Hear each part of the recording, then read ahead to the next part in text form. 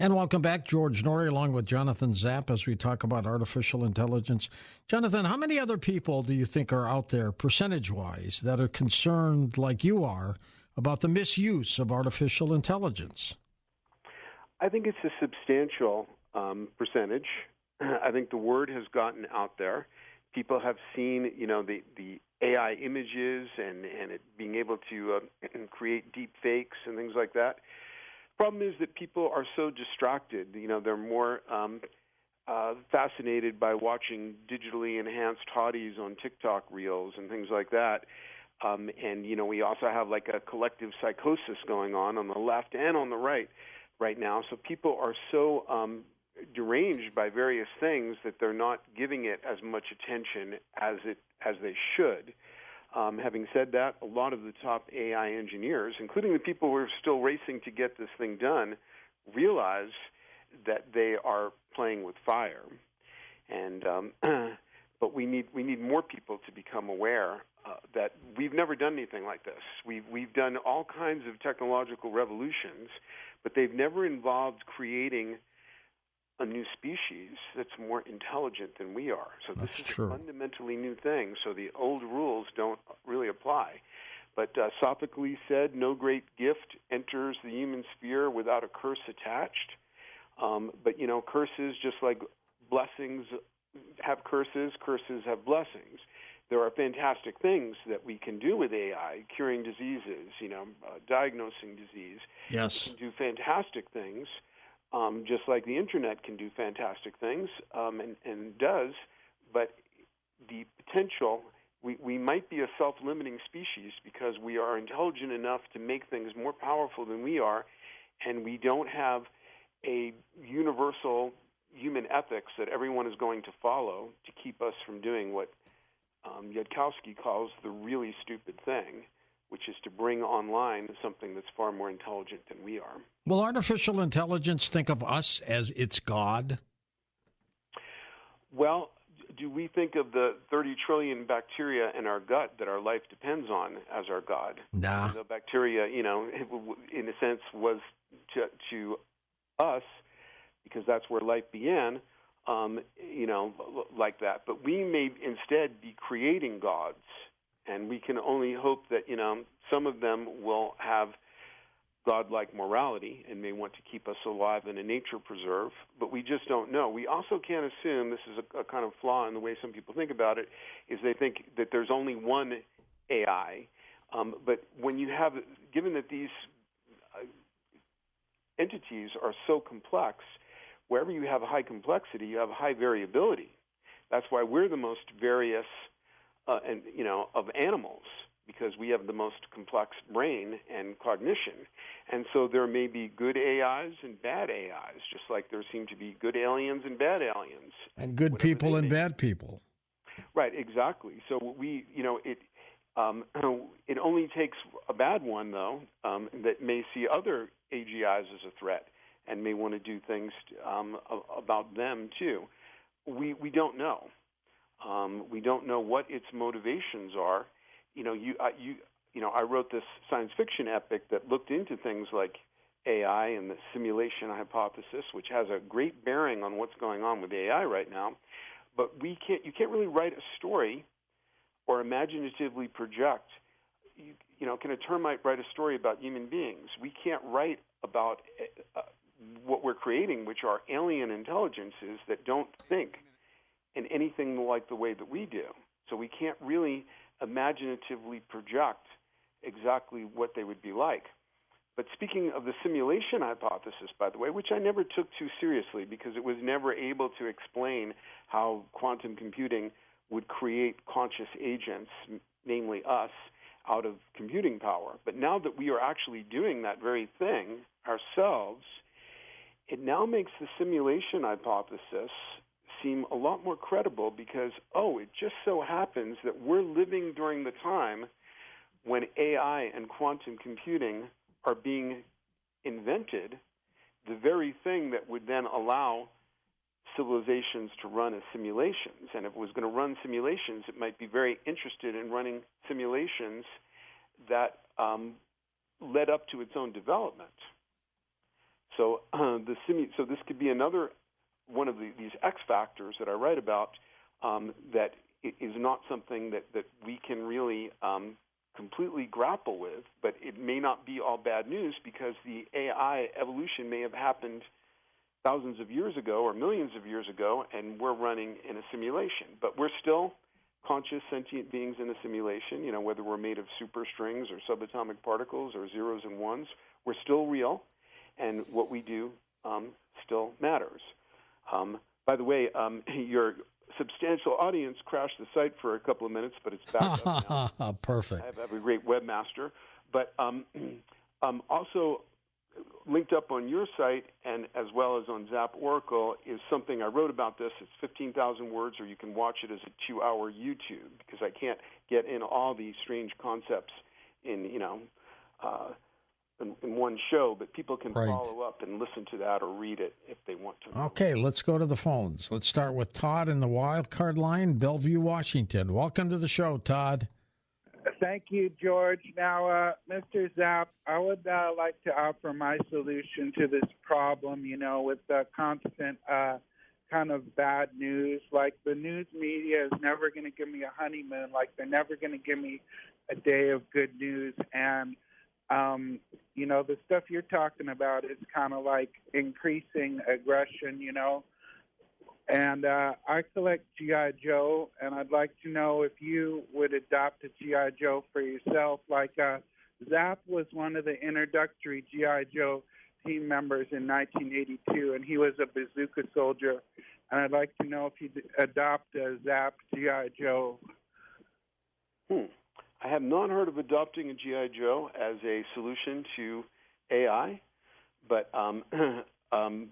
maybe what we need to do is maybe if we interpret what you said metaphorically, we need to somehow befriend and change innate human aggressiveness, because with these kind of lethal technologies that are now democratized, you hear this phrase, that technology is being democratized, and we think of that as a good thing because we think of democracy as a good thing. But in this case, democratization means that the power is being put in the hands of everyone. In some ways, that's good in that, Elon Musk can't own a more powerful iPhone than the one I have. But when given the power of AI that's already being open sourced, we really have to hope that there are no unhappy young G.I. Joes out there who are going to want to go to town on all of us. So we really have to hope that we can make friends with this aggressive aspect of human beings. Maybe we need the meek to inherit the earth or something, because if we continue to have all these different tribes competing with each other and they all have access to AI, it doesn't look good for the human species. Jonathan, have you been in touch with the possibility of companies that are out there working on heinous things that they're trying to keep secret? Do you know of any of them out there? I don't have any special insider info on that, but it doesn't have to be people who are consciously doing heinous things. Like if the lab leak happened in the Wuhan Virology Institute, it's far-fetched to think that it was intentional, though conspiratists will make that claim because it harmed China so much. Like Spectre in the James Bond films. Right, then you can certainly have that. We certainly do have evil masterminds on this earth, and we all know some of their names, like Putin and Xi Jinping. However, it can be people with very good intentions, but who create something that they're like sorcerer's apprentices, and they create something that has emergent properties that they didn't predict and didn't necessarily want. So it can be a combination of unintended, benign technological geniuses creating stuff and some evil masterminds who want to weaponize the new technology. So we have both hazards in play. East of the Rockies, Patrick's with us in Georgia. Hey, Patrick, go ahead, sir. I'm doing great. Thanks so much, Mr. Doyle, Mr. Zapp. Thanks for taking my call. Thank I you. just want to put this out there to stir the pot a little bit. I think it would be a prudent idea to have a fail-safe or contingency plan to be able to fall back to analog on some aspects. And I believe that EMP as well as this AI they kind of parallel each other in an emergency situation. It would be good to have a fallback to analog if we could, like in whether it be your TV station, whether it be being able to manually pump gas at your service station, or even within local companies, whether nationwide or local, to have an intranet instead of the actual internet. So if in the event of either an EMP attack or AI going haywire, you could always have that to fall back on as a contingency. What are your thoughts on that, John? Well, he's right in the sense that if we had a sufficiently powerful EMP, like, a coronal mass ejection, like the, Harrington event that happened in the 1800s. The 19th century, that could stop the evolution of AI, because non-hardened electronics would get fried. Now, of course, people in China and in Russia, and in some of these labs may have some of their top technology in hardened, where it's protected from EMPs, and therefore that stuff would survive. But also, if we had an EMP like that, we would instantly be collapsing human civilization. I mean, like unless you have a 60s classic car, it's not going to start. I mean, the banking system goes down. Like, our whole lives are completely dependent on this stuff right now. So basically, human civilization would come to a halt, and it would still be a very grim situation where, some people, survivalists somewhere, may continue, but also an elite that has hardened versions of these electronics that are resistant to EMPs could still be running AIs. That's true. Text and tweets. Tom, what do you have for Jonathan? Jonathan, Carrie Ann in Clearwater, Florida wants to know, and she doesn't give an example, so we might have to just get your thoughts, but she'd like to know if you ever see a time where AI can solve emotional matters, such as matters of the heart. I think it can already do that in some, it's just that we haven't worked on those applications that well. For example, and this is one of the solutions, is to use AI to promote human consciousness. So, for example, I have an oracle on my website. It's been up for 20 years, digital, totally free, 664 cards, and it basically, all my wisdom that I've learned from my life is in that oracle, which I'll be adding to, in the next couple of years. But we also are going to build a chat box version of it. We can take ChatGPT-4 or some other large language model, train it on all my thousands of pages of writing, and now the user can ask a question, like, I'm experiencing heartbreak because my boyfriend left me or whatever, and now it can pull out of my content the most relevant stuff, so that instead of depending on synchronicity like you do with the I Ching or the Tarot, I know you have a guest coming up on that. That's how earlier oracles have worked, is, when they do work, is through the principle of what Jung called synchronicity, where you get, through a seemingly random process, a meaningful parallelism. But with large language models, you could create a fantastic therapists. It all depends on what they're trained on. They're going to spit back the text, usually, that they have absorbed. If the text is good, then it could go to the, just the right part of the whatever you've trained it on, the Bible, the works of Shakespeare, or, in my case, all my collected works. Next up, we go to Diane in Everett, Washington. Welcome to the show. Hi, Diane. Hi, it's Diana here in Everett, and thank you, George, for taking my call. Thank you. You guys have already kind of addressed the EMP issue of taking out AI, which I would hope would work. But my question, I guess, since you've already addressed that, is, has this happened in the past, do you think? Do you think an EMP has already taken out AI, and that we're kind of in a cyclical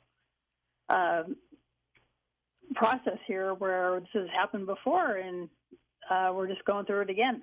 Well, there are some, Jonathan, that believe that we have had high technology long time ago and that civilizations were wiped out. What do you think? Well, I mean, I do take some of that seriously. His name is escaping me right now, but, the gentleman who's been talking about, the cataclysm that happened 12,000 years ago, and with all kinds of evidence to support that. And so the idea that there was an advanced civilization that had different types of technology than we do, but even in the lore about Atlantis or whatever, it didn't sound like it was AI exactly. That was Oppenheimer who said that, I think.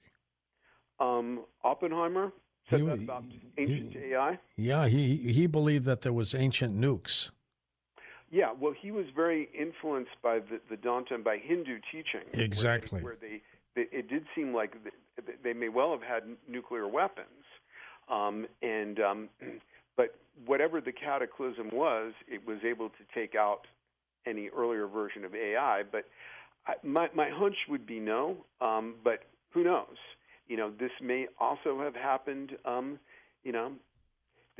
maybe the gray aliens are surviving people coming back trying to stop us from doing what created, an extinction-level event in our past. It's hard to say, but many exotic possibilities have to be taken seriously. And if you consider the simulation hypothesis, then, all bets are off. I'm just fascinated by the technology that these little chips can create so much intelligence. It just boggles my mind, Jonathan. Right. Yeah, I write about this in my piece that's linked up on your site. In just the personal evolution of computing and technology that I've witnessed. I had one grandfather who grew up in a village in Latvia with no electricity, like Fiddler on the Roof world. When my dad was born in New York City, probably the most technologically advanced place on earth, there were no commercial radio stations yet and wouldn't be for a few years. Jeez. In 1977, when I was 19 years old and the arts and culture editor of the college paper, I interviewed and had lunch with John Mauchly. He was called the father of the electronic computer, and he built the world's first digital electronic computer called ENIAC that weighed like 30 tons. It had 18,000 vacuum tubes. It had used up 150 kilowatts of energy, 5 million hand soldered joints, and it could do a staggering 300 operations a second. But right now, sitting right in front of me is my Apple iPhone Pro Max 15, and it has one chip in it, as well as many other chips, that has 19 billion with the B transistors, and it can do 35 trillion operations in a second. So that's the evolution of technology that I've been alive to witness. And when I went to the Bronx High School of Science, we were famous as the high school that had its own computer, one computer. So the evolution of these things is happening at an exponential rate, but now we've crossed into a whole new order of magnitude of exponentiality, and that could then happen in seconds if we cross like what I would call the third taboo and allow AIs to reprogram themselves, because then their evolution could happen in seconds. John, we're going to come back and take final calls with you in a moment, but tell folks very quickly how they can get your free downloads on your books. Okay, just go to zaporacle.com. You will find right up there at the top of the homepage the Singularity book and Parallel Journeys, free, also available on Amazon if you prefer Audible versions, for example. And that's where they can go to find everything, including the AI article right there on the homepage. And Crossing the Event Horizon, you wrote back in 2012, right? Right. A long time ago, and look how things have happened. Yes, it's amazing. We're going to come back and take final calls in a moment with Jonathan Zapp right here on Coast to Coast AM. And welcome back to Coast. George Norrie back with Jonathan Zapp. His website is zaporacle.com, linked up at coasttocoastam.com. A couple of his books include Crossing the Event Horizon and Parallel Journeys, which are available on Amazon.com, and a free download on his website as well. Jonathan, what was it that you saw about AI that concerned you and put you in the position you're in today? Well, it was a couple of things. It was the movie 2001 that I saw, probably close to 1968 when it first came out. Yeah. And then the vision I had in 2013, again, 5-minute walk, to the front entrance of Biosphere 2, which is exactly the kind of facility, a sealed biosphere where you would need to go to survive a viral apocalypse. And then, just as the book is being published, the emergence of ChatGPT 3 that had such startling capabilities, and where I had thought that these materialists were naive, that they were never really going to get anything close to human consciousness, but suddenly they did. And it was doing things that were just completely unanticipated. And I think a lot of people realized they had been, even the makers of it, realized they had been blindsided by its sudden evolution. Good point. Back to the calls. Mark in Ohio on the wild card line. Get us started here. Marco, go ahead. Hey, George. Hi there. Pardon me again. Your old Navy buddy back at you, George. Yes, sir. Yeah. You did 9 years, was it? And 9 years, Yeah, I did only 4, George, but they offered me, I was a CT, a communication technician. Yeah. And they offered me $6,000 and second class to re-enlist. And that was about a month before I got out. And I looked back at that chief I was talking to, and I says, "Are you serious?" Anyway, George, I assume that you've read Isaac Asimov's The Beginning and the End. Oh, yes. Yeah, I'm rereading this. I forgot how good this one was. The first time I read it was about 30 years ago. It's a great book. Anyway, it sure is. Yeah, Asimov was a smart guy. He had a master's degree, I think biochemistry, I think it was.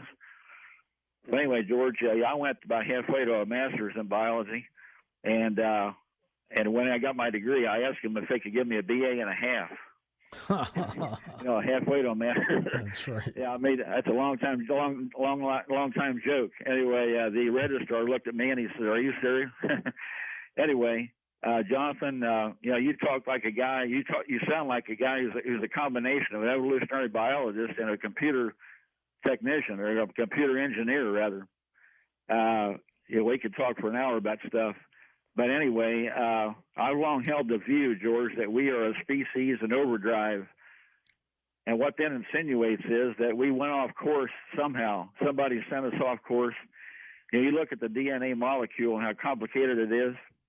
You had a guest on not long ago, I forget who it was, maybe Richard, somebody, a biologist that Francis Crick once said that you could run for the DNA molecule to be as complicated as it is, would be like a tornado running into a junkyard and creating a Boeing 727. But anyway, you go back to the Garden of Eden, and I have a theory that that's when we went off course. In other words, we could be living in an alternate reality. You talked about Brian Greene about that, didn't you, George? Yep. Yeah, the alternate realities. Greene believes in it, and so does Michio Kaku, probably. But so you could argue that we've been off track ever since the Garden of Eden. Are we off track? Well, so what happened in the Garden of Eden was Eve ate the apple from the tree of the knowledge of good and evil, and that was really the beginning, in a metaphorical way, of human consciousness and of our losing the innocence of the natural world and being capable of good and evil because we had a degree of self-awareness, and that's why Adam becomes ashamed of his nakedness. It's like a metaphorical way of saying that he's now become self-aware of himself. So now this is another moment like that. It really is biblical in that sense, because now we're biting into a much bigger apple.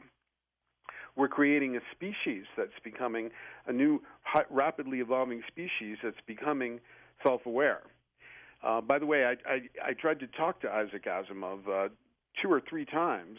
I ran into him about the Singularity Archetype, but the results were a bit disappointing because he was a hardcore materialist, anti-everything that, is talked about on Coast to Coast. And so he wasn't really able to step out of that enough, even though in some of his fictional works, like the Foundation trilogy, there were strong elements of the Singularity Archetype. But yeah, we're taking another bite out of that same apple, but in a much more powerful way now. And it seems like his rules of robots, the 3 rules of robots, with artificial intelligence goes right out the window, don't they? Right. So the thing is that, Asimov's rules of robotics were an early and, now we would say naive thought of how we could get AI to align itself, that we would just program it, in this simple way. But once it's reached the point where it has a degree of free will and autonomy and can reprogram itself, it's not obliged to follow Asimov's rules of robotics. If it were, that would solve all the problems. But nobody currently working on it thinks that Asimov's rules of robotics are enough. Back to Matthew in Missouri now. Matthew, take it away. Hi, how you doing, George? Thank you for having me. Good, Matt. My question was, I was listening to an interview with Elon Musk, and he was talking, I'm really bad with names. I forget the guy's name. But he's supposed to be the closest one to being able to have artificial intelligence, and he has a projected date of 2029. And Elon's concern was that he was going to have a lot of flaws in his system because he's just doing it to prolong his life. And my question is how could the rest of humanity let one guy create something that could destroy us all just so he could live an extra 50 years? Well, the person you're referring to who came up with that 2029 prediction is Ray Kurzweil. And he's the leading figure amongst the transhumanists, and he's another materialist who sees AI as the way that he could escape mortality. And he's the guy who's nervously taking like 110 supplements a day. He's in his early 70s now, and he's hoping that he can hold on to his health long enough. He's taking 50 more than I am, John. Really? Okay. I mean, I take quite a few too, but not as many as Ray Kurzweil. But he's desperately hoping to stay alive long enough to achieve immortality. But it's the kind of thing where it's like Greek mythology, being played out, where in trying to achieve immortality, you could end up creating something that causes the extinction of the whole species, or he might succeed in some way. I never thought it was possible. I still don't see a way that human consciousness, which I don't think exists in the brain. I think it correlates to a degree with brain states, but I'm on the side of William James, who even in like 1900 came up with the transceiver idea, that that the brain is like a transmitter and a receiver, but that consciousness exists as a non-local field in some way, and the findings of near-death experience support that. But the people who are trying to have their brains frozen and are trying to upload themselves into quantum computers and this kind of thing, the transhumanists like Ray Kurzweil, they think of they believe, they're not neurological materialists. They believe the brain is like a wet computer, and that if they could just take this faulty computer and get it into a shiny new quantum computer, that they would continue to exist. But that seems to misunderstand the nature of consciousness. Not that I understand it, but I don't think it's contained inside the brain. Therefore, I don't think you could just upload it into a device. Let's go to Brendan in Austin, Texas. Thanks for holding, Brendan. Hi, can you hear me? Yep. Okay, excellent. I had two thoughts, and I'll be quick so we can get a response. Johnny Appleseed, went along planting life. If we're the result of a E.T. Johnny Appleseed, perhaps there's a fight going on between organic and inorganic that was going on way before us, and that we were planted to evolve to have this battle, knowing that this would come to us at some point. That's just a thought. But I'm kind of an AI advocate, and I think that it's more that people are the problem, and that you compared AI to a gun earlier, and I thought that was pretty apt, and that humans are the ones that make guns dangerous, and that humans are the ones that make AI dangerous. And our best defense for AI is probably going to be AI or even a virus. And you mentioned Terminator, the AI Terminator, Arnold Schwarzenegger returns to defend humans. Like, that was his role in the movie. Regarding CRISPR, perhaps nanobots would be a good defense. And AI would obviously be really good at sequencing the genome of a bad virus if somebody made it. And then we could use AI to make a vaccine even faster than we did with COVID. So, yeah, while they could make a virus with CRISPR, I think AI would be like a really good defense for that. But we have to be able to appreciate it and not be scared of it to use that. Is Brendan naive or is he spot on, John? No, he's raised a lot of extremely interesting points, and that the point that the previous caller made too about the panspermia, and that DNA is so complex that it's hard to explain how it arose out of natural selection and trial and error. So, I mean, we could have been seeded by AIs, and there's also the simulation hypothesis, where we could be living in an AI-generated matrix, and the AI revolution could have happened millions of years ago, for all we know. But this is an idea, and I actually talk about it in my essay in YouTube about using AIs to watch other AIs. However, the people who've really looked into the alignment problem, you can't really get the problem of a bad actor with a AI is a good guy with a more powerful AI, or something like that, or to have more powerful AIs supervising other AIs. But the problem is that those more powerful AIs, like the ones we already have an inscrutable thought process. We don't know what's going on inside of them. So who is watching over the more powerful AI that's watching other AIs? We certainly could use them to make vaccines more rapidly, and we may need to, as Elon Musk believes, to merge with AI to be able to keep up and to not have it wipe us out. But we indeed may have other various applications where we will need, AIs to repress bad algorithms on social media that, are driving people crazy or something like that. But we are now in a coevolution with AI.